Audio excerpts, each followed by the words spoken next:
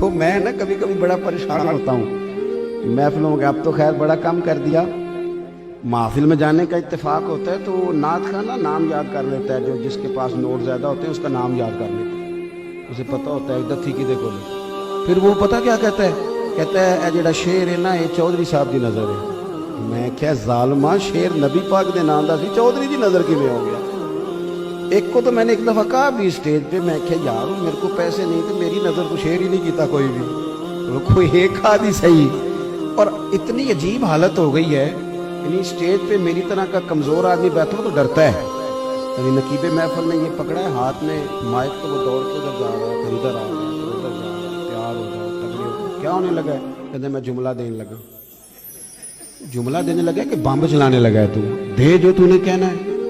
ہنسنے کے لیے باتیں نہیں سنا رہا، اللہ جانتا ہے اب مسجد میں تو ویسے ہی ہنسنا ٹھیک نہیں، لیکن یہ المیہ ہے، ہر بندہ اسٹیج پہ آ کے کہہ رہا ہے سارا قرآن حضور کی نعت ہے، کہہ رہے ہیں نا، ہر نقیب، ہر خطیب، ہر نعت خواں تو اسے کہنا چاہیے نا پڑھنا پھر چار آیات کہیں سے تو، یہ تو کیا قوم کا حال کر رہا ہے؟ ہاتھ کھڑے کر لو، اونچا سبحان اللہ کہو، کس کا طریقہ ہے یہ؟